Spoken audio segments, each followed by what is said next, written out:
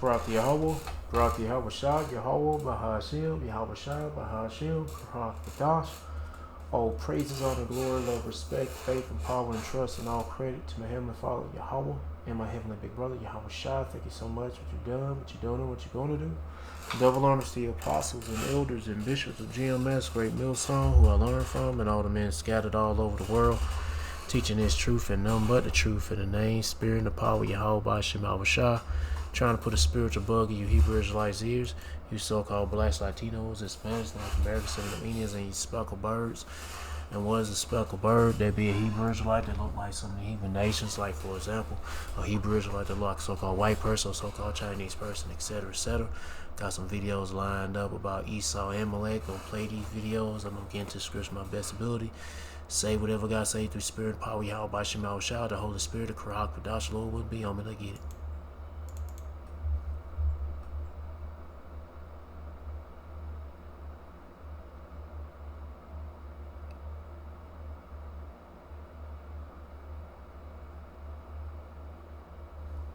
And yes, you know that's a small header.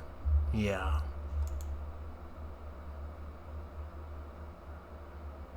And look, he gonna go back.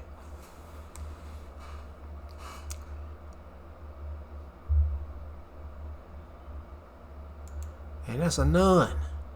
He's supposed to what the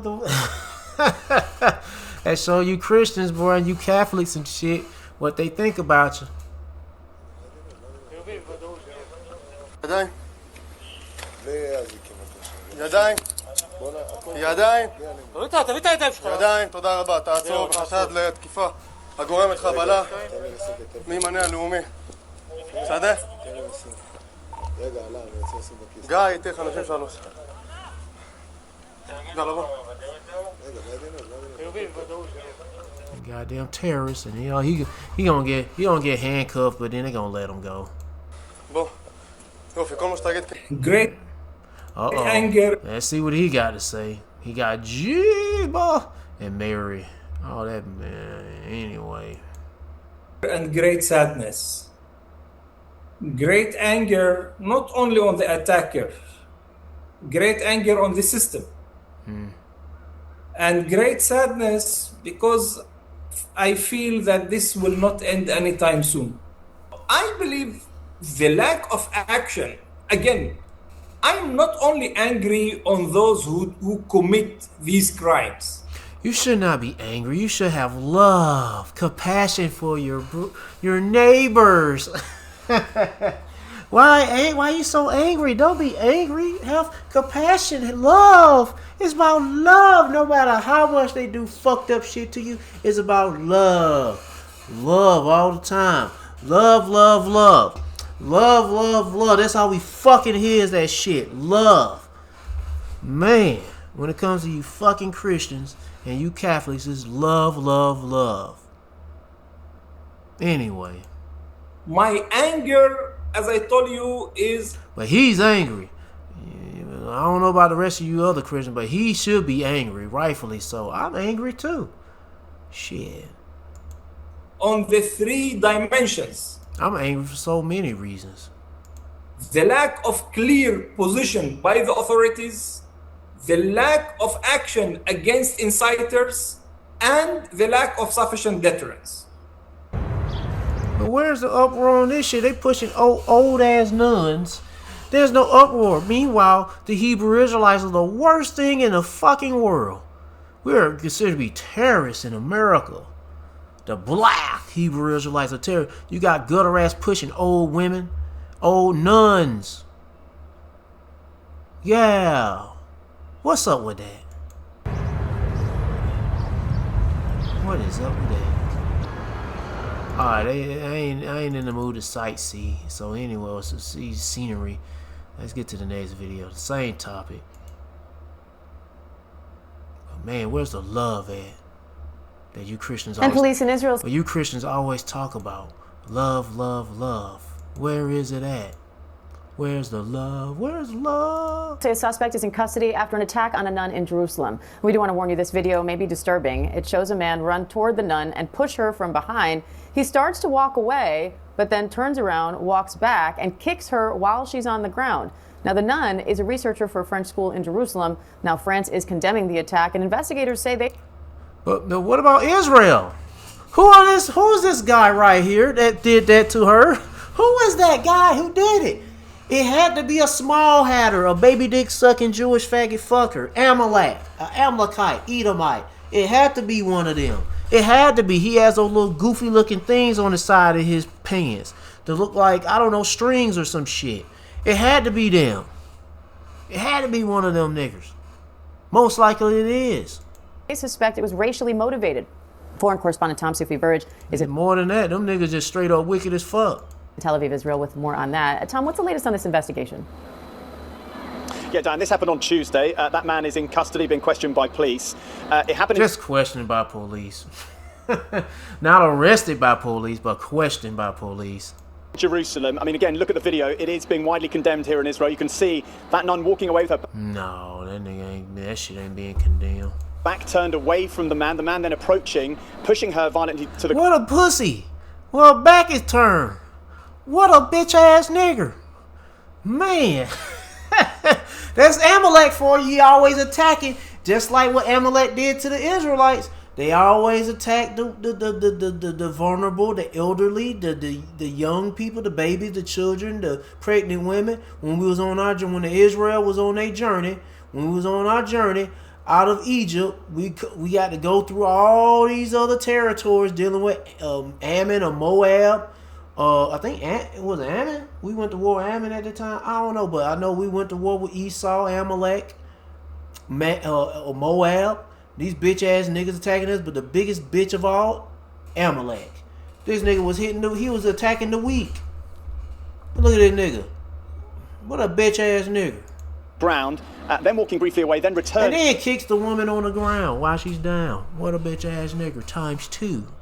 And kicking her when she's down. Now, someone then did intervene, a bystander, and the attack stopped. But the man was arrested. He's been questioned by police, and police are saying that he's been arrested on suspicion of a racially motivated attack. The man is 36. He appears in the video to be wearing a garment which is often worn by observant Jewish men. Yeah, he's a small hatter. And I think, the Israeli Foreign Ministry has come out very strongly condemning this attack, saying it is a despicable attack, saying it's shameful, it does not represent the value. But that's how these niggas roll, bro. Of Israel. They spit on you, throw piss balls and piss balloons and shit balloons at you. They'll throw hot lead at your ass. You know what I'm talking about. They'll throw hot lead at your ass. They'll run your ass over with a bulldozer. They'll run your ass over with a car. They'll drop a fucking bomb on your ass, a tomahawk missile, and kill your ass, just like they killed them damn children over there in Iran. Shit. In any way, but I think the Israeli government is acutely aware that it comes not a long time after another video went viral online. That was in southern Lebanon, but it did show an Israeli soldier defacing, destroying... Oh yeah, smashing the head of Jiba. Yeah, man, these niggas are terrorists, bro. Look what they think about your Lord and Savior, J-Boss. A Christian monument, a crucifix with an image of Christ on it. The Israeli government very strongly condemned that attack, but I think, this incident coming after that... Yeah, Jeebus took that sledgehammer to the face with your plow. Shit. And they show you that motherfucker's a joke. They show you these damn devils over there. They're not the chosen people, because they damn sure ain't conducting themselves as holy, divine individuals. They conduct themselves as being niggers. Terrorists. Let's get to the next video. Meanwhile, these terrorists, they terrorizing people, even nuns, and then they want to cry out, we need to end free speech and such, and for get rid of hate speech or whatever the fuck. Man, it's crazy, bro.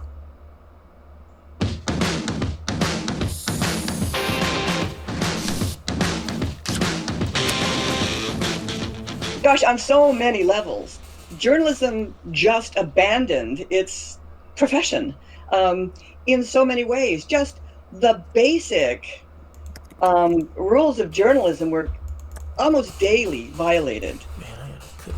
The U.S. journalists, they have a mission. They are supposed to inform citizens in a democracy. We have to have the information so we can then make our own decisions and formulate our own opinions based on information. The establishment media not only hid a lot of what was going on the ground in Gaza. But they followed one side of the story. Even though they called it the Israeli-Hamas war, they never told Hamas's side. We were dependent on Jeremy Scahill to tell, if you will, to tell Hamas's side of the war. It was always translated through a U.S. or an Israeli talking head. They relentlessly followed the Israeli talking heads, their talking points. They repeated. I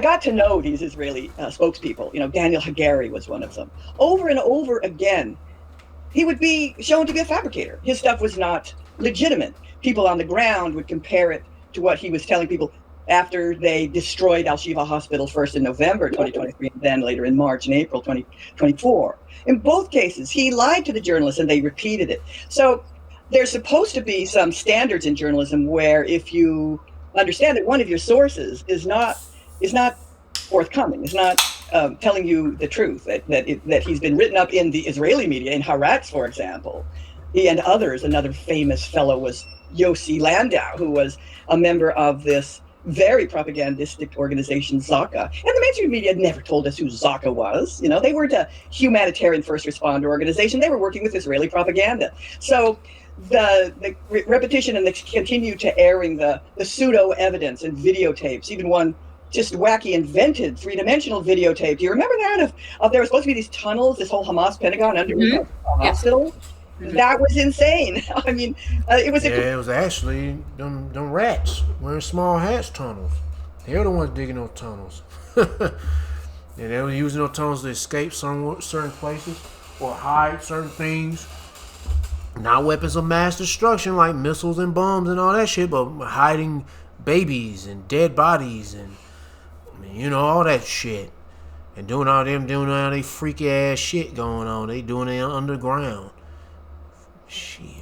Complete figment of the Israeli imagination, and yet they kept saying, "Oh wow, there's these tunnels, and Hamas has got a Pentagon down there." It's just all, there's just so many details like that to talk about.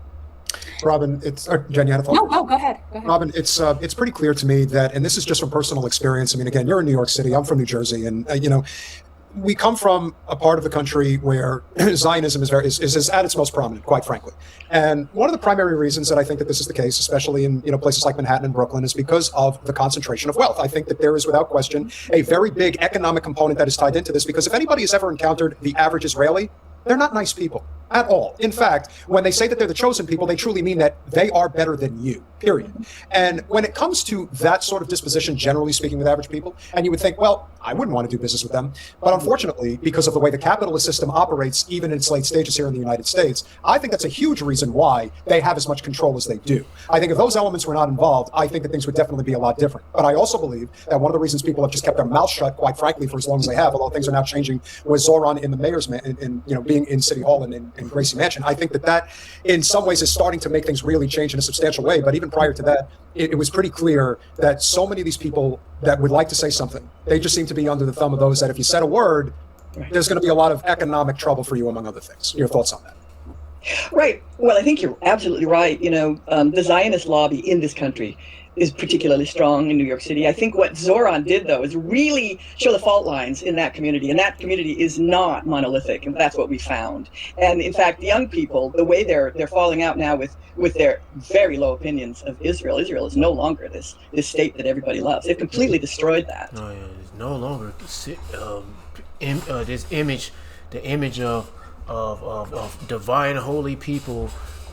It's fucking gone. It's disintegrated because it's being exposed by Yahweh Shema Shah and his prophets. And other people that can see. The Lord will open up their eyes to see, but not of this truth, but seeing the obvious that these people ain't shit, but a bunch of fucking devils. That safe bastion on the hill, that this mythic place that everybody could go and be safe. And the Israelis' own policy has made them so unpopular and made their citizens so unsafe. I mean, we have to say this is the consequence of decades now of Israeli pulling further and further to the right, expanding into other territories, always claiming that there was an outside enemy and that they had to destroy them. This has been going on for years. So let's say that the Israeli lobby has been so well-funded and so influential. We know about all the primarying of Democratic candidates, Congress. You know, we probably know that 82% of our Congress people have taken money from AIPAC. That's an enormous amount. AIPAC gives to both Republicans and Democrats. Then there's other aspects of the lobby that have to do with public discourse and civil society. So it's not only in journalism, it was in those other realms. But particularly in establishment media, particularly the New York Times. I have devoted an entire chapter to the New York Times and the Israelis' point of view. All right, I ain't playing no more. If you want to watch the rest of it, be my guest. They go to title, they go to channel. Let's move on to the next one.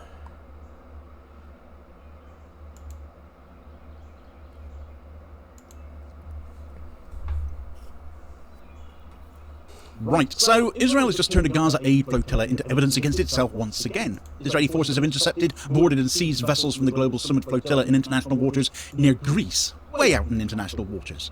The organisers saying 21 boats have been taken and 17 managed to escape into Greek waters, while Israel's own foreign ministry has put the number of detained activists at around 175 from more than 20 boats. So this was not some skirmish at the Gaza shoreline, was it? Crew reports from the support ship Arctic Sunrise put the intervention 45 nautical miles west of Kithera, 600 nautical miles from Gaza, which means Israel did not merely defend a coastal line, it dragged the Gaza blockade halfway across the Mediterranean and expected everyone else to just nod along like this is normal. Food, medicine, doctors, volunteers, cameras. Witnesses apparently now require a navy to deal with. Very brave of them, isn't it? Physical boats have been stopped, but the image Israel's created is a state so scared, so utterly terrified of civilian aid, that it has to chase it near Greece before it gets anywhere near Gaza now. And of course with detained civilians now heading towards Israeli custody. This latest Global Summit flotilla, the first one this year, set sail from Barcelona on the 12th of April as a large civilian attempt to challenge the siege of Gaza, as those that came before it were. Because no government seems prepared to do so, of course. And the organisers have said this spring mission would bring together more than 80 boats and over 1,000 participants from around the world. Another mission statement before departure put the expected fleet at more than 70 vessels with over 1,000 participants from more than 70 countries, including medics and teachers and people with rebuilding expertise. This was never just one sentimental protest boat with a few banners and a camera crew waiting for a nice sunset shot. It was built as a coordinated civilian pressure campaign, a moving test of whether Gaza could receive aid without every packet of flour and every medical supply and every witness having to pass through the political filter of the same power keeping the siege in place, assuming they would ever allow it, of course. Israel could have allowed the world to watch the process it claims is lawful and clean instead, though, couldn't they? Israel instead sent warnings and jamming and boarding teams before the flotilla got anywhere close to the area it says is supposedly even the danger zone for them, leaving the aid mission trapped by Israeli command way out at sea. Gaza gives the interception its real weight, of course, because the flotilla was sailing towards a population still being kept on controlled survival, though that's probably a very kind way of putting it. The latest food and security assessment still put around 1.6 million people, 77% of the apparent population now, in high acute food insecurity between mid-October and the end of November last year, including more than 500,000 people in emergency conditions and over 100,000 in catastrophe. The projection into this month, because that's all we can go by now, projections, still left around 1.6 million people in crisis or worse, with hundreds of thousands in emergency conditions. It's not a food system functioning. It's a population being kept alive by permissions and delays and crossings and whatever pallets the Israelis deem suitable to go in, and scans and fuel and flour and whatever political mood happens to be controlling the gates on any given day, frankly. The humanitarian report from the 23rd of April recorded about 17,400 pallets of aid offloaded between the 14th and 20th of April, with food making up nearly 70% of that load. Bascanig and Ashdod still running at 40 to 60 containers a day when agencies want 80 to 100. Food Partners reached about 600,000 people with parcels and flour and high-energy biscuits, but that package still covered only 75% of minimum caloric needs. Community kitchens were producing around 1.14 million meals a day, down 24% from late March, and partner-supported bread production was at least 290 metric tons a day, but that's only 35% of estimated bread needs. Nutrition Partners screened 40,819 children in the first half of this month, and they admitted 1,580 of them for acute malnutrition treatment, including 261 severe cases, while 997 pregnant and breastfeeding women were admitted for acute malnutrition treatment. Israel's not stopping aid boats against the background of abundance here, and we all know that. We've known that for quite some time. It's stopping aid boats against deliberate starvation. And of course Israel will call this what they always call it, won't they? Security. Of course they will. Every act of Israeli overreach comes wearing a little security badge, doesn't it? And expecting everyone to accept whatever they say. Danny Danon, Israel's ambassador to the United Nations, called the flotilla attention-seeking agitators, which is quite a sentence from a state sending armed forces after aid boats in open waters because that's how brave and tough they are. The Israeli Foreign Ministry said the detained activists were making their way peacefully to Israel, as if the word peacefully does the work of consent once the navies boarded the vessels way out in international water. Piracy and kidnap, as that frankly is, jammed communications with the outside world, and taking control of civilians who were never sailing to Israel in the first place. Israel's defence is always trying to make the person under force sound like the unreasonable one for noticing the force, though. Change the course, surrender the boat, head to Ashdod, trust the people running the sea to deliver the aid into the sea. We promise we will, as it gets dumped off the dock, and please do not make a fuss while the cameras are switched off and the paperwork gets its nice little security ribbon, because that's what it's really all about. The flotilla's stated purpose was to challenge the blockade, and Israel's answer has been to prove that the challenge would not be allowed to reach the blockade without armed interception. The history sitting behind this makes Israel look even more... Alright, I'm going to stop the video. If you want to watch the rest of it, be my guest. They go to the title of it. They go to the channel. And my fucking computer acting stupid right now. What is this, Israel?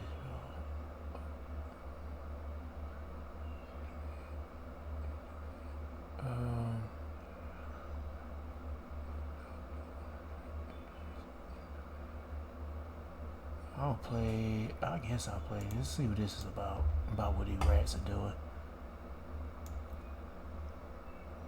But let me see, put it right here. Let's play this next. They set sail carrying aid and a message, a global coalition of activists, around 70 vessels, and nearly one... Alright, what I'm gonna have to do, let me reopen this Windows in YouTube. Cause god dang, this shit's so fucking laggy. It never be like this. Well, yeah, at times it do, but fucking hell, this shit is annoying. What the hell is this? Horrible video of villager carrying sister corpse to withdraw $211 from her bank account. Huh? Anyway, this shit is this is wow. Well, he need that. I guess he need the fingerprint. The ID is there. You know what I'm saying? Anyway. Nearly 1,000 participants attempting to break Gaza's maritime blockade. But the mission was halted hundreds of kilometers from its destination, near the Greek island of Crete, as Israeli naval forces moved in. Organizers say 21 boats were seized and diverted, while others managed to escape toward Greek waters. We are here on international waters close to Crete, and we got first news from our friends of the flotilla. They was very front of us. They said that there are some vessels, military vessels, were approaching them, and also some drones. After them, we experienced as well and saw some vessels. They are approaching and cutting our internet connection. So still till now we don't know what happened to some flotillas, to some vessels of our flotilla. The mission began in Spain on April 12th, stopping in Italy before setting sail again days later. Participants from around 70 countries joined the convoy, making it significantly larger than last year's attempt. Organizers say this time the interception was more forceful. Shit, soon it's gonna be more. It's gonna be deadly. They're gonna be blowing your ass out the water. Hell yeah, they're gonna blow you niggas out the water. They be like, nigga, fuck your aid. Boom. They claim several vessels were disabled and left stranded at sea, just as weather conditions began to worsen. Because we were jammed, actually, since a few hours, we were trying to find a confirmation, and now it seems like that our comrades are being... And these dumbass hitting the water, knowing you at the time. This is a time of war. What the fuck you dumbass niggas doing? I mean, I understand they trying to do a good deed by bringing aid, but nigga, aid ain't coming for them folks. Shit, they gonna blow your ass out the water, nigga, with that aid. Cause we, like I said, we had a time of war, from air, land, and sea. For the first time in this kind of circumstances, when we were not so close to Gaza, it's more than 500 nautical miles, what I'm talking about, and we will still keep going on. Israel's foreign ministry says around 175 activists are now being taken to Israel for processing. It describes the flotilla as a provocation aimed at bypassing official aid channels. But organizers insist the interception was illegal, occurring in international waters far from any conflict zone. This is the second global Sumud mission to be stopped. Last year's attempt ended... Greta, what happened to her ass?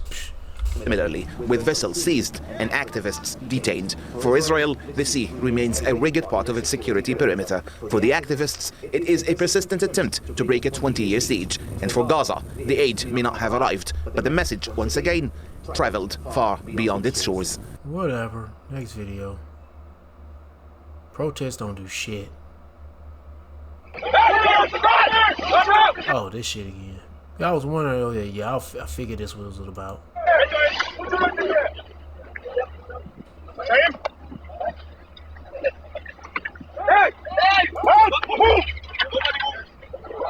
That was the moment Israeli soldiers boarded a boat in the Mediterranean on Wednesday night, breaking up the latest... I think that one guy said move. I think he could be American.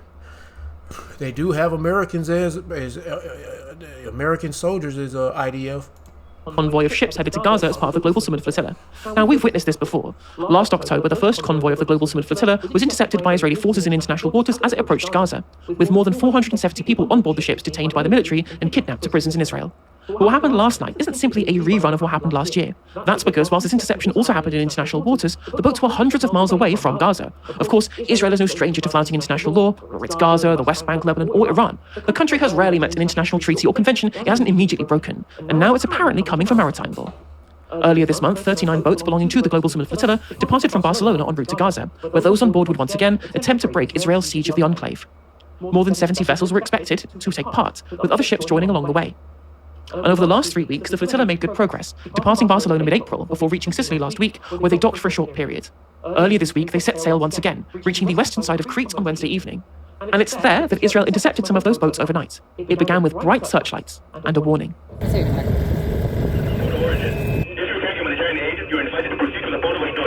the aid will undergo security inspection and will subsequently be transferred to the Gaza Strip. You're required to change your course. Any further attempt to sail toward Gaza places your safety at risk and leaves IDF no choice but to take all necessary measures at its disposal to enforce the lawful, pretty much blow your ass out the waters, maritime security blockade. Later, the attacks began, involving drones, speedboats, and at least one warship. We have a killer military vessel very, very close to us. They've turned their lights off, and we're all sat in the cockpit with our hands up, waiting for interception now. Hi, we were currently halfway through a naval disruption mission, and it appears that we have been interrupted with interception from an unknown entity. We have had boats. Alright, whatever. Anyway, I don't want to play no more. If you want to watch the rest of this video, be my guest. They go, oh, it's 1:44 on the clock. I'll praise you about Shema Bashar, the Wadi about Shema Bashar. If you want to watch the rest of the video, they go to the title, they go to the channel. Move on to some more videos about the baby dick suckers, Jewish faggot fuckers, Amalek. Mark Levin, this old right-wing political commentator that seems to have Trump's ear, is going viral again for advocating for censorship of people that he calls Nazis and jihadists. So, what about baby dick sucking Jewish faggot fuckers? Anyway, take a listen to this and let's talk about it. The first time things like this have happened, but it really is problematic because so much of it is protected. And you hear people say, don't you believe in the First Amendment? They don't even know what the First Amendment believes. Do you want to deplatform people? You know, the libs do that. I don't have any problem with deplatforming Nazis or jihadis. I don't have any problem with deplatforming them. What does that mean, deplatforming them? A government law? No. It means that X or Twitter or Facebook or Amazon with Twitch and so on says, you know what? You're a lowlife. We're not paying, you know, get off our platform. What's wrong with that? It's called private enterprise. I got no problem with that. What's wrong? So first, why did he say Twitch? It's interesting because that's not something somebody at his age would really bring up right away or really think about, unless he's been thinking about somebody that's really active on Twitch, of course, which is Hassan Piker. And just so you guys know, this is why this is a threat. Because number one, he has Trump's ear. Him and Laura Loomer, they're whispering in Trump's ear. Okay, so when we think about legislation, when we think about things the U.S. government can do, we have to remember that the people in Trump's inner circle is this guy, people like this man. He recently, on his show, he spoke to Rick Scott, Senator Rick Scott of Florida, and he called Hassan Piker an Islamist and a jihadist. He called Hassan Piker that. Now, you can hate Hassan Piker. He's pretty on the left. There's a lot of things I just simply don't agree with him on. It doesn't matter. What matters is Hassan Piker. First off, he's just simply not anti-Semitic. Anybody who says that just doesn't listen to him constantly saying he's not. I don't even care though. Put that aside. He's not even religious at all, and all he does is criticize Israel, but for some reason, criticizing Israel makes him an Islamist. If that makes Hassan Piker an Islamist, and he said a lot of really just rage-bait shit, as if Mark Levin hasn't, but they want to deplatform him. Who else do they want to deplatform? Who else? Anybody that criticizes Israel. Do you kind of see what's happening now? I mean, they've been doing this since... And hey, they'll be coming after this truth, the prophets, preaching this truth, preaching his word, exposing these devils. Yep, famine of the word. And they're going to be locking some of us up, putting us to death for whatever we say. Hey, but hey, I don't give a fuck. Shit.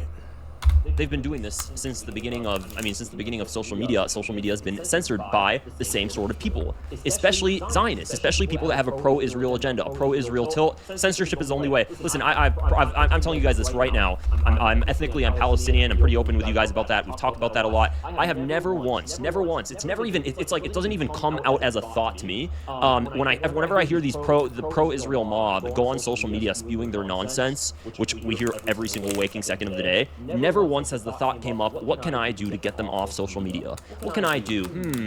What can I do to destroy their lives? What can I do to just deplatform them? It doesn't even come up as a thought. And I've never, ever spoken. Well, you know what? Same with me. It never crossed my mind thinking about, how can I get these people off the internet? How can I censor them? How can I...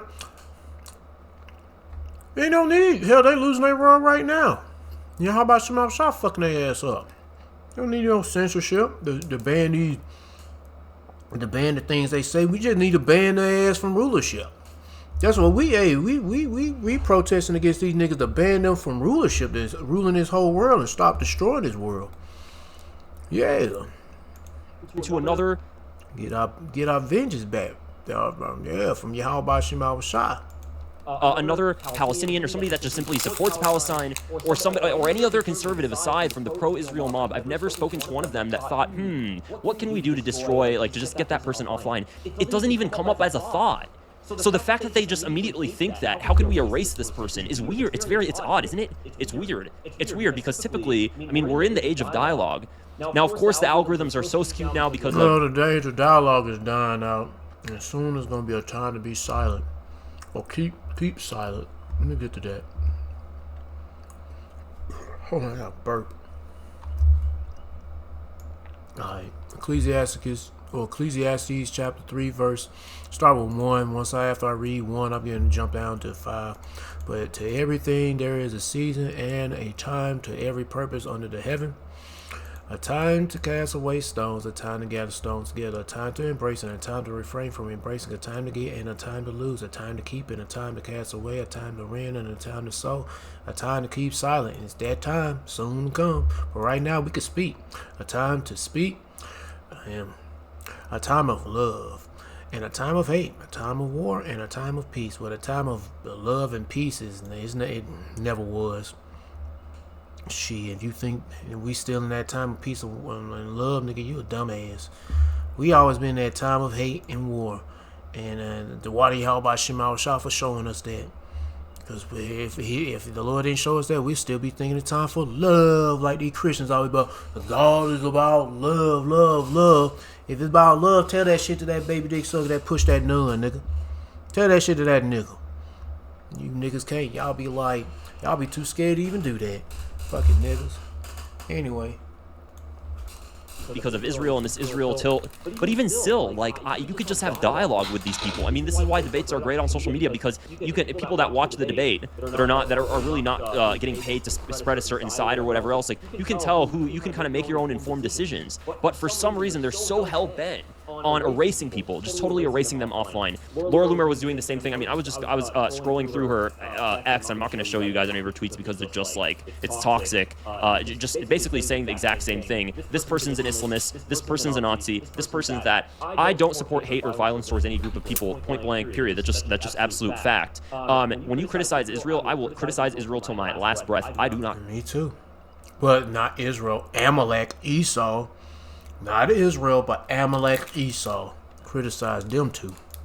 Care. It's actually liberate. It feels great. It feels great. And now you're gonna call me an Islamist or whatever else. You're gonna call atheists. You're gonna call agnostics. You're gonna call anybody. You're gonna call Christians Islamists. They're calling Tucker Carlson an Islamist. I'm screwed. If Tucker Carlson is being what the fuck is an Islamist? I thought it would be like anti-Semitic. That's the number one thing they call people. Antiseptic. Is it antiseptic? Yeah, I think it's antiseptic. Called the Jihadist by Laura Loomer. And my last name is Rashid. That's it. They're done with me. So like this is kind of where we're at. It doesn't matter. It doesn't matter if you can be the whitest of the white. You can have blonde hair, blue eyes, and you can be named Julia Anderson. And just coming up with a random name.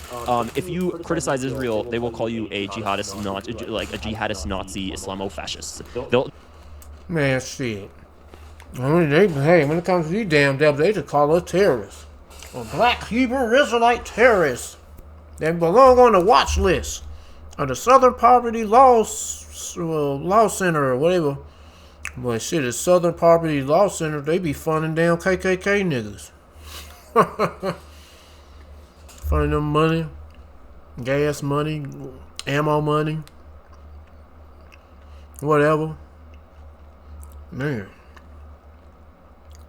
And funded by Esau Edom, so-called white man, but he ain't white, he's red, and he's a baby dick sucking Jewish fucking nigga. Amalek. They'll just come up with buzzwords and stick it to you and then deplatform you. That's what they'll do.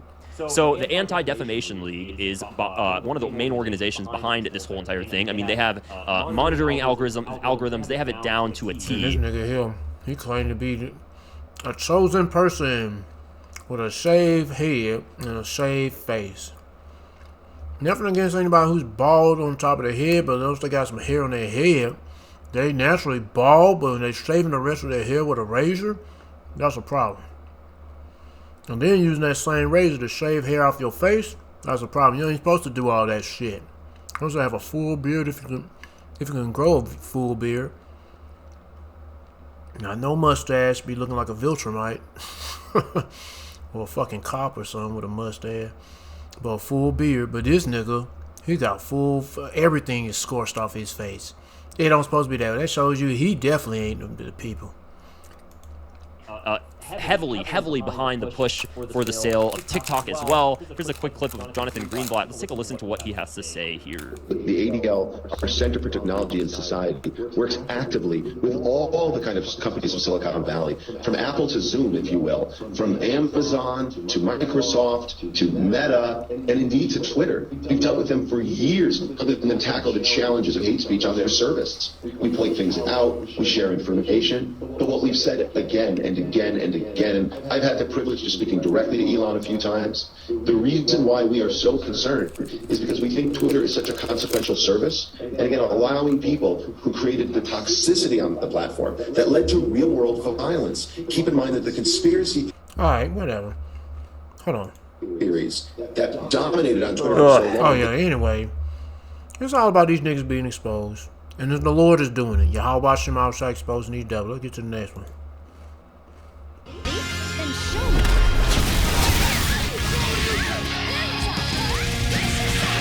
In the Epstein files, there's a conversation between Epstein and Ehud Barak, and they're saying Israel is doomed. Because for the Zionist project, it's contingent on establishing a majority. And that's also what part of these wars are about, which is culling the population. But also the other problem with Zionism is it's so maximalist that now is seeking to subsume Lebanon, to subsume parts of Lebanon, to subsume parts of Syria. But it doesn't have the human beings to fill it. And that's why Ehud Barak, within that conversation with Epstein, is saying, I'm trying to convince the Russians to let us organize a mass conversion of 1 million Russians to Judaism. So, in that sense, Zionism is a doomed project, but the violence that is required to sustain it is so massive that it's easy for us to get lost in the spectacle of that violence and the real human suffering that is there.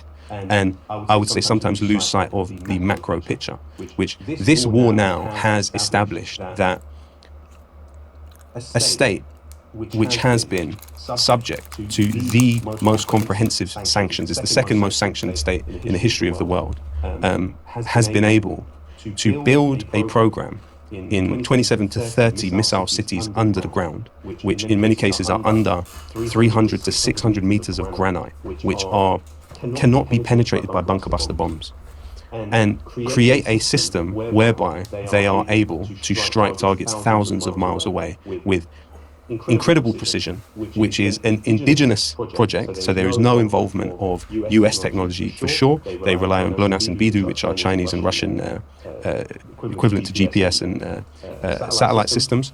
But largely it has been based on the ingenuity of their population, has been able to, and which is institutionally pro-Palestine. And I think that's something that people have, it's definitely been censored by omission. So everybody supports the UN resolution which asserts that the Palestinians have the right to armed resistance as an occupied people. But there is only one state historically which has materially supported that, and that is Iran.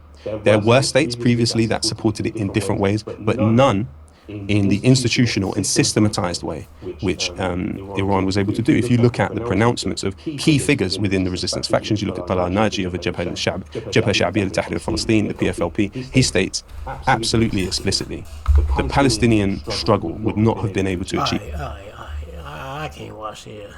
There's a whole lot of detail. Let me skip some stuff. Level of military integration between Israel.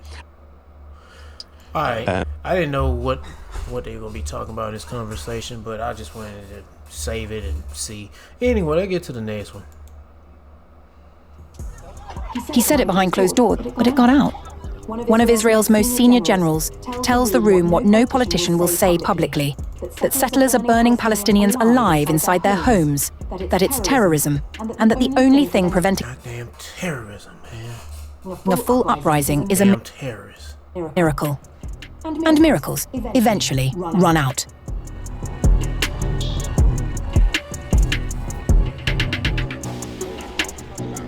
Deep inside a closed military forum, one of Israel's most senior commanders said what few in government dare to, that settlers are terrorizing Palestinians, that the West Bank is a pot about to boil over, and that the miracle... And I did say this, eventually these people are going to say fuck you, and they're going to go after them hard, going hard on them.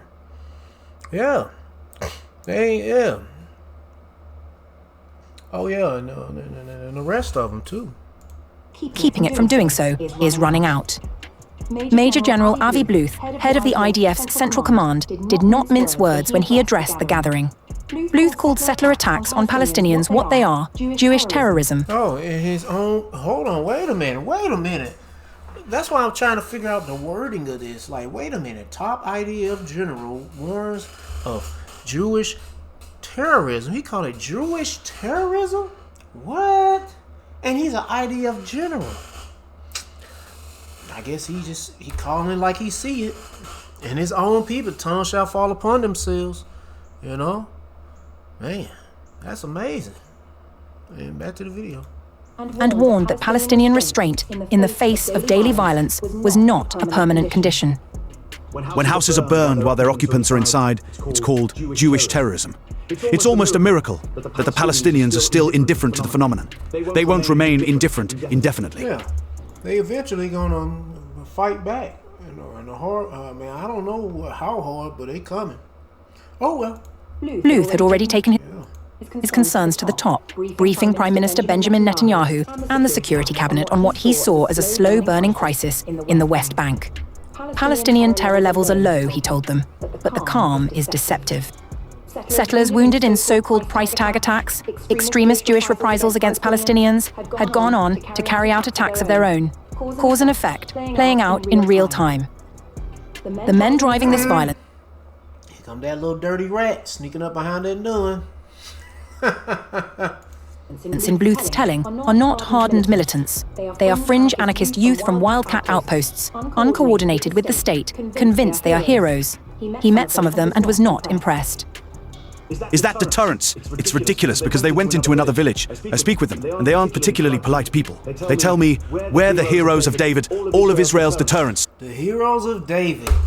So David was pushing nuns? David was out there murdering people out on the streets and shit? Well, David was out there raping women and children and men? And then if you had a problem with their protests against you, saying they have the right to rape, David wasn't doing that shit. How fucking dare you say about my ancestors? Get the fuck out of here. His name wasn't David anyway, but we'll find out when that time comes. All we need to know who the names of our Heavenly Father and our Heavenly Big Brother are. Yahweh and Yahweh Shah. That's all that matters. But man, please. It's thanks to us. This is delusional. You have... Damn. Is he really... Did he really say that? Did he really say that? He's really calling on his own people saying, y'all niggas are crazy. Y'all delusional. What the fuck is wrong with you? Y'all niggas fell off the turnip truck and bumped y'all head? Yeah. To meet these people yourself. They are not at a high level. They are causing unimaginable damage to Israel and to the Zionist project. Then came the court. Then damage to the Zionist project. Shit, what is the Zionist project? Yeah, what is the Zionist project? Whatever. You know what the Zionist project is. Over 3 nights in January, more than 100 settlers burned houses and vehicles across Palestinian villages. 5 were caught. A judge gave them 3 days of house arrest. Oh no! Oh, they gave him 3 days. That's like 3 days of detention. No, in-house suspension. I mean, not detention, but in-house suspension. Oh no! The rat been locked up in their own home. And I bet his ass, he left on out of that bitch. Who's watching this nigga? Shit, he got in-house. He got to stay at home for 3 fucking days. Like a slap on the wrist. Some men are not in trouble or plagued like other men. Nope. Or trouble. Within 72 hours, they were out and attacking border police. These people... God damn, they're crazy, bro. They're attacking their own. People don't see Arabs as human beings and think it's possible to burn people alive, to burn houses down with their occupants inside. I don't think now, since when he became critical, has he always been critical about the things that the IDF and all these baby dick suckers are doing? I don't know. Is this like all of a sudden he get a change of heart, an epiphany, and says, fuck this shit, I'm tired of it? I don't know. Because if he just now getting this shit and this is new, they probably gonna get rid of his ass. They like, get that motherfucker out of here, replace his ass with somebody else, or either kill him. And unfortunately, they do this. Make it look like an accident.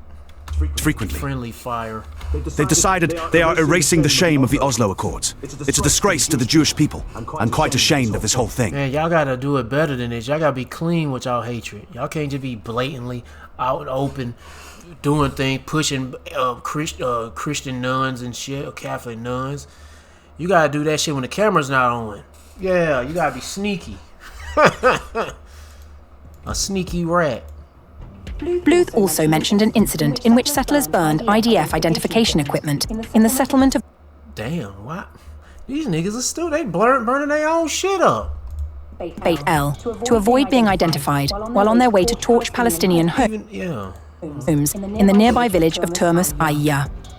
They burned security equipment meant to protect against terrorists coming out against them. So who exactly were they taking revenge? But wait a minute, they ain't been held accountable for all the destruction they caused from all the equipment? No. Ben John. Bluth reserved particular frustration for... They want to be Davids. Look at all these wannabe Davids. Defense Minister Israel Katz... They can't even sling a shot. Can't even sling that shit. His decision to ban administrative detention for Jewish suspects. A move he said had left the military... Oh, actually, no. I don't know who these guys are. I'm sorry. I think these are the Allah people. I don't think these the baby dick suckers. These are Allah people. Oh yeah. They throw them slings, they throw them stones. Tools it needed. The IDF has itself faced repeated accusations of standing by during settler attacks, and in some cases of soldiers participating. Bluth acknowledged as much. The army, he said, does not collect intelligence on Israeli citizens, only Palestinians.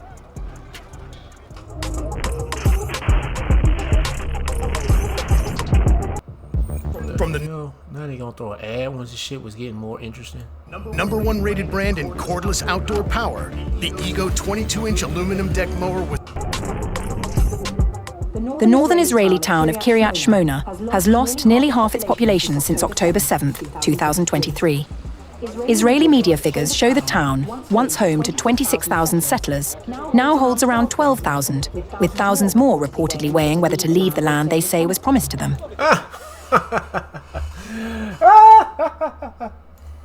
That's my fake ass laugh. But let me read this. Deuteronomy chapter 33 verse 28. How are y'all leaving your land that was promised to you? How are y'all leaving a land that was promised to you by I don't know who? Because they gonna say God, and I'll be like, who? Yeah, they were promised. No, it ain't promised by you rats. Because first off, if it was promised to you, where's the Lord at? Because the Lord supposed to, the Lord supposed to be here and place you in the Holy Land, but the Lord ain't here. Deuteronomy chapter 33 verse 20, and then plus while y'all in the land, y'all not dwelling in any kind of safety. Hell no. That damn, what them missile defense systems ain't keeping y'all niggas safe. Hell no. Shit, that doesn't count as being safe by the Lord. No, and especially being protected by Mary, that doesn't count. What is it? Deuteronomy chapter 33, verse 28. Isaiah. Israel then shall dwell in safety alone.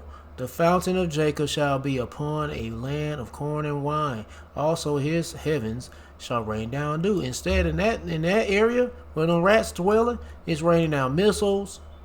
It's raining down rockets. It's raining down shrapnel from up in the sky because of the shit blowing up. And it's raining stones from people slingshotting. Yeah, throwing stones and rocks and shit. And y'all getting jacked up over there. So-called chosen divine people. The land been promised to you. Jeremiah chapter 23 verse 6. In his days Judah shall be saved and Israel shall dwell in safety. But they're not dwelling in safety. And this is the name whereby he shall be called the Lord our righteousness. Man, also now I'm sleepy. It's only 2 p.m. I need to go and cut my yard, man. I took the day off from cutting other people's yard. I need to do something about my yard. Just the backyard. I did that front yard 2 weeks ago and it looked like it's good. Cause it ain't been raining a lot. It rained a couple of days ago though. But it's gonna grow. Where I left off at. Oh, let me get back to the video. The hollowing out of Kiryat Shmona tells a wider story. As of April 29th, Israel's health ministry says 8,513 people have been wounded since the launch of Operation Roar of the Lion, with 612 of those injuries recorded on the northern front bordering Lebanon. 16 new cases were reported in the 24 hours prior to the ministry's update. The IDF Chief of Staff Ayal Zamir visited troops stationed inside southern Lebanon and made clear the military's position. On the combat front, there is no ceasefire. You continue to fight, to remove direct and indirect threats from the northern communities, to thwart terror infrastructure, to locate and kill yeah, that'd be babies and pregnant women and elderly people. Terrorists. But the only people terrorizing would be you fuckers. Zamir added that Israeli forces would not withdraw from the security buffer zone in southern Lebanon until what he called long-term security for northern Israeli communities is in place. The ceasefire between Israel and Hezbollah, brokered by Washington and in effect since midnight local time in Lebanon and Israel on April 17th, was extended for 3 weeks on April 24th. Cross-border fire has continued regardless. What the hell? On April 17th, was extended for 3 weeks on April 24th. Cross-border fire has continued regardless. Reports suggest that Israeli Prime Minister Benjamin Netanyahu asked the US President Donald Trump to put a 2 to 3 week deadline on peace talks with Beirut and to greenlight a large-scale offensive if those talks collapse. Trump reportedly told Netanyahu to restrain himself, warning against any action that could unravel the ceasefire. I told Netanyahu that Israel must attack Hezbollah more surgically inside of Lebanon, because knocking down... That nigga ain't told shit to anybody. How the hell you look like telling Benjamin Netanyahu what to do? That nigga, hell, whatever. Anyway, if you want to play the rest of this video, watch the rest of the video, there go the title of it, there go the channel. Yep. Let's get to the next one. Skip this stupid shit. This is the CJ Williman Show. Hello, it's your friend CJ, and this week we reveal how cheap, low-tech drones have reversed Hezbollah's fortunes against Israeli forces in southern Lebanon. But first, please remember to like and subscribe to our show, and don't forget to turn your notifications on so you never miss a single episode. Now let's get into it. Israel has invaded Lebanon 6 times during the past 50 years, culminating with the current invasion and occupation. And another thing too, Israel invading countries? Nigga, they supposed to be already have the whole world in their hands. You know, especially with the Lord being here. But what's going on? What is going on? And then plus they're fighting. There's supposed to be no wars, no weapons of warfare. And you guys got to get to that too. Isaiah chapter 2 verse 4. And he shall judge among the nations and shall rebuke many people. That's Yahweh Shah, who the word they call Jeba. But Yahweh Shah judging these heathen nations, putting them in check, making sure they're doing the right thing. And if they ain't, they need to get punished or get put to death. And they shall beat their swords in the plowshares and their spears in the pruning hooks. Look, they supposed to be turning their weapons of warfare into gardening tools. Are they doing that now? Nope. Nation shall not lift up sword against nation. Neither shall they learn war anymore. Ain't no war strategies being taken and made. No, they supposed to be stopped fighting. But they're still fighting. All these nations. Yeah. That shows you these people that claim to be Israel or Israelites, they are not the people. They're just Edomites, Amalekites, niggers. Of southern Lebanon, where Zionist They're forces unholy, not divine niggers. Have killed 3,000 civilians and displaced 400,000 more since the end of February. An act of ethnic cleansing that I likened to a third Nakba in a recent article for our members on Patreon. But here's what the Western media, the same media that cheered on every Israeli military campaign for the past 2 decades, simply... Well, hey, one thing I'm going to mention, I might be talking a lot of shit about these small hat niggas, but I don't want to forget about you other heathens and the ones they mostly mostly at war with, you tower head niggas. Cause y'all heathens too. Y'all get cursed out too. So fuck you too. But y'all just not as wicked as them niggas are. Even though y'all have contributed to the downfall of the Lord's people, the real biblical Israelites. Yep, y'all contributed to our downfall too. So I just want to mention that. So fuck you too. Not bring itself to say out loud that the same cheap, low-cost Iranian-manufactured drones that have depleted US missile stockpiles and exhausted Israel's Iron Dome are also shredding Zionist occupation forces in southern Lebanon. A new drone. Hard to detect. Harder to stop. Is now at the center of a massive escalation between Israel and Iran ally Hezbollah. The armed Lebanese group has unveiled what it claims is one of its most advanced aerial weapons yet. We are talking specifically about FPV drones, or first-person view drones that are cheap, fast, piloted remotely with a camera feed direct to the operator's goggles and carrying a 5-kilogram warhead. They cost, in some cases, a few $100s, maybe $1,000, and they can be built in a garage and are armed with an explosive charge powerful enough to destroy an Israeli tank, which is exactly what Hezbollah drones are doing to the Israeli military's highly vaunted Merkava tanks, as reported by Military Watch, which documented the destruction of 21 Merkava tanks in a single 24-hour period on March 26. A dramatic escalation on the battlefield, and the scale is staggering. Hezbollah fighters claim they've destroyed dozens of Israel's most advanced tanks in just hours. What's now being called a Merkava massacre is sending shockwaves across the region. According to Hezbollah, at least 21 Israeli Merkava tanks were destroyed within just 24 hours on Wednesday. By Thursday morning, the number had surged, with claims of at least 20 more direct hits. This brings the total number of destroyed tanks since March 2nd to at least 73. But the numbers did not stop there. By Thursday, informed sources suggested that dozens more Merkava tanks had been targeted and destroyed. The total figure is now being reported as nearing 100 tanks across multiple battle zones. Hezbollah drones are cheap, effective, lethal, and modified easily in workshops in southern Lebanon, where they are fitted with cameras, gliders, and explosives. One Israeli analyst says Israeli occupation forces are now sitting ducks because the IDF does not possess an effective counter or defensive measure against low-tech or asymmetrical threats, choosing instead to waste money on costly high-tech systems that are ill-suited to wars of attrition. You're now watching an FPV quadcopter drone carry an RPG warhead to its target, an IDF tank in the village of Bint Jabel on 25th of March.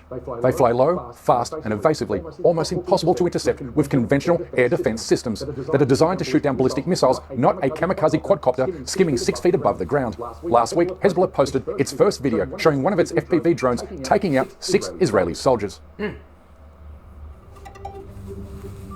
you go. Boo! They blew them rats to pieces. Shit. There's that 1 little rat, 2 little rat, 3 little rats, 4, 5 little rats, 6 little rats, no more. No more. They all went boom and it went no more. Shit. Boom! Right in the back. They blasted that nigga. They didn't even see it coming. Hezbollah's counter-offensive drones have transformed the battlefield in southern Lebanon, the same way Ukrainian drones turned the tide against Russia's invasion of the European country. And what caught Hezbollah's eye in particular was when a single Ukrainian drone costing only $1,000 smoked an entire Russian platoon.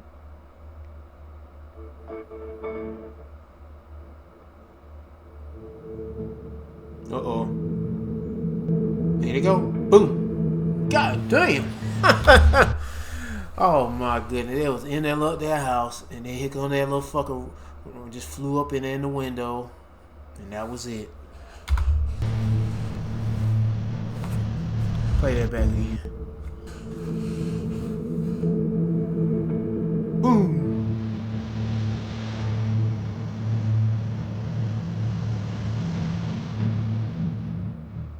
Defense analysts are calling the use of FPV drones the biggest military revolution in a century. And this was before the unthinkable happened, when Iranian drones forced America's most powerful military asset to retreat and flee the Persian Gulf, and in doing so, ending the era of US aircraft carriers. America's most powerful aircraft carrier is on the run. The USS Abraham Lincoln, a floating fortress, 1,000 kilometers from where it stood. Iran says their drones did that. Washington isn't saying a word. Not a confirmation, not a denial. Just silence. And a carrier that's no longer where it was. Military analysts around the world have taken note. You don't hear nothing about that shit. You don't hear nothing about that here in the States. And I think that shit happened like a month ago or 2 months ago. I can't remember.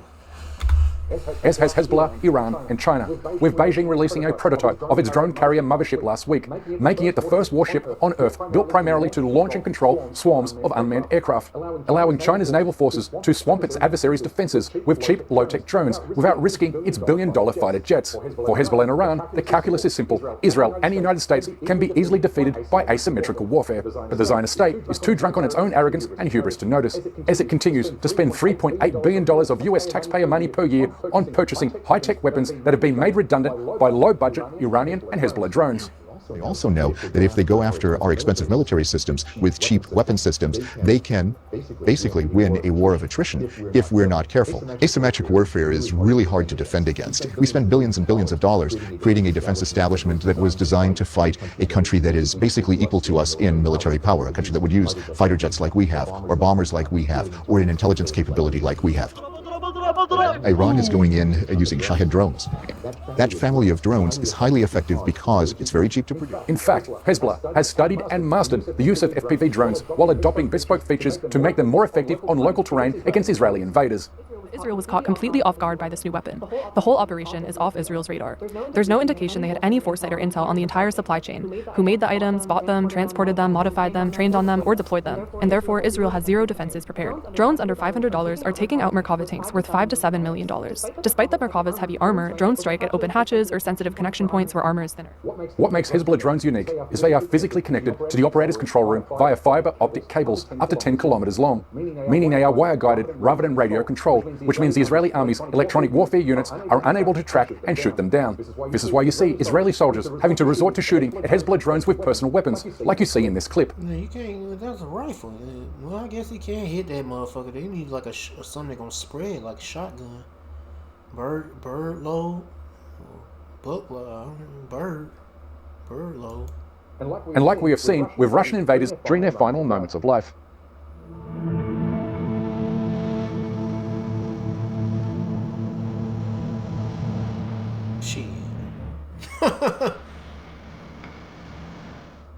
Israeli positions along the border have been surveilled, mapped and hit with a precision that has forced Israeli commanders to rethink their entire northern strategy. As reports show, Israeli soldiers are now reluctant to move in open terrain as convoy movement in daylight becomes a massive liability. Think about what that means. Think about the psychological dimension of that. An FPV drone costs Hezbollah almost nothing. Every time it destroys an Israeli armored vehicle, it costs Israel millions. Every time an Israeli soldier is pinned down by a drone threat, the cost-exchange ratio becomes more and more absurd. How embarrassing. It's humiliating. A non-state actor that has effectively developed a low-cost, high-lethality drone doctrine that is neutralizing the military advantage of one of the world's most heavily funded armies. This is why the IDF ground incursion into Lebanon has stalled, and is why Israeli military leaders keep telling their government that a full-scale invasion of Lebanon is catastrophic. It's the drones, it's the tunnels, it's the pre-positioned anti-armor weapons. It's an organization that has spent 20 years specifically preparing for exactly this confrontation, all of which makes Israel's ambition of permanently occupying southern Lebanon a distant fantasy. So the next time you see a Western politician... So really, what they bumming in Lebanon now is, you know, they ain't tell you that they getting their ass whooped. Standing at a podium talking about Israel's military superiority, about its qualitative edge, about its unshakable security. They're supposed to be on a ceasefire. A ceasefire. They're supposed to be on a ceasefire. Meanwhile, they getting Amalek getting his ass whooped over there. They've been getting their ass whooped over there. I don't know if they still bumming them, you know, still fighting over there. But whatever. Ask them about the drones. Ask them about the destruction of 21 Israeli tanks in a single day. Ask them what $3.8 billion per year buys you when the other side can match you asymmetrically for a few $100s a unit. Because that is the story, and they are desperately hoping that you won't notice it. Israel spends billions of dollars ensuring its weaknesses and crimes are never exposed, which is why the Israeli lobby not only pressured Google into deleting hundreds of videos. Alright, anyway, let's get this last one.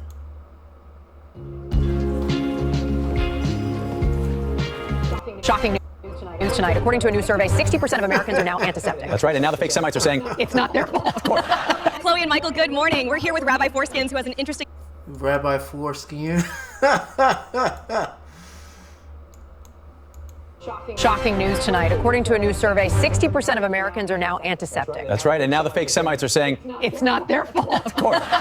Chloe and Michael, good morning. We're here with Rabbi Foreskins, who has an interesting method for circumcision. It's just Metzi Tzabipa. Stop noticing. That's basically where they take a and suck on its Talmud says it's chill, though. Wow, thanks. Yeah, they love the Talmud. Ching Chong. You heard that, folks? Don't go. You already know what that nigga was doing. Oh man, the baby dick suckers at it. They just can't. Oh my god. Go looking up that unless you're ready to learn how it transmits HIV. That would be so antiseptic. But we go live to Tom, where our favorite pizza baking competition takes place in the Goy Center. Tom, take it away. That's right, John. We're here at the Pizza Cost. What's it take to win this? We need to bake $271,000 to win. I thought it was $6 million. Nah, that would be impossible. How are you enjoying the Pizza Cost? Out of the 109 countries out here, Germany's the one struggling the hardest. They don't even have a chimney. That sounds a bit antiseptic. Hope that doesn't get us canceled. Well, Producer Berg does love his pizza and grape soda. Shut it down! Fine, over 80% of the Epstein list was and 0% of the victims were, but that doesn't mean we aren't victims. My grandparents were in the Pizza Cost. Jeez, Producer Berg, chill. He's so cute when he shuts it down. Anyway. Did you see that fat congressman tampering with the votes? Yep, show the normies. So here's what a crime on tape looks like. But he's chosen. So noticing is antiseptic. Shouldn't he, be in jail? Yeah. Absolutely, throw him in jail, seriously. Dan, break it down for us. Somebody, needs to stop this guy. I mean, he's just, to me, I feel like he's a terrorist. I think he should be hanged for treason. Shut it the heck down, Dan. You think you can just waltz your way into Congress because of your big muscles and antiseptic rhetoric? We'll genocide you like the Armenian you are. Just because you stupid goyim notice 6 companies run 90%. I guess it's probably Ben Shapiro, but his fucking eyebrows ain't thick enough. Of the media doesn't mean that we won't censor you. Now, back to the goy slop, or you're fired. Wow. Great point, Shapiro-Stein. We wouldn't want to notice that, right?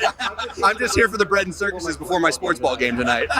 We're like cattle. How does it feel that your government is funding a genocide? Good. I just got my seed oil sundae for free. How'd you do that? I got my 5th booster. How do you feel about the event? It's certainly not 6 million. And they were delousing chambers. Really? And mostly from typhus. He was talking about the pizzas, right? I think. Breaking news, we're bombing the shit out of Lebanon. Ching Chong. Really? Or Lebanon or whatever. Hezbollah is bombing the shit out of their tanks or whatever the fuck is going on. Anyway, I'm tired. I need to cut this. I'm feeling sleepy right now. And I said myself, I need to cut my yard. I got to do something because if I ain't cutting nobody else's yard, I need to cut my yard instead because I need to get that done before this shit get too high. And then it rains tomorrow. It's going to get even higher. I need to do something. Let me get a scripture. Last one. What I need to look for? Oh. Ching Chong. They call these motherfuckers Esau, Amalek. 2 Thessalonians chapter 2 verse 8. And then shall that wicked be revealed, whom the Lord Yahweh Ba'ashem Awashah shall consume with the spirit of his mouth, using his prophets, and shall destroy with the brightness of his coming, with all, even him who's coming after is after the working of Satan, with all power, signs, lying wonders. And who is that that's coming after the working of Satan with all power, signs, and lying wonders? Esau, Edom, the so-called white man, but he ain't white, he's red, and he's a baby dick sucking Jewish faggot nigger. Amalek. Anyway, that's all I gotta say. Seek Yahweh Ba'ashem Awashah by seeking his prophets and take heed of what to say and try to build a spiritual mental relationship with Yahweh Ba'ashem Awashah by praying Yahweh Ba'ashem Awashah, praising Yahweh Ba'ashem Awashah, worshiping Yahweh Ba'ashem Awashah, fearing Yahweh Ba'ashem Awashah, and repenting to Yahweh Ba'ashem Awashah. To all the men out there pushing this truth and nothing but the truth in the name, spirit, and power of Yahweh Ba'ashem Awashah. Keep on preach, keep on teach, keep your faith and trust strong. Yahweh Ba'ashem Awashah, stay humble. And for you few sisters out there taking heed, keep your faith and trust strong. Yahweh Ba'ashem Awashah, stay humble, stay in order with your man. If you ain't got no man, stay in order. Yahweh Ba'ashem Awashah. Peace and blessings to the hopeful elect and all praises to Yahweh Ba'ashem Yahweh Shah. Shalom.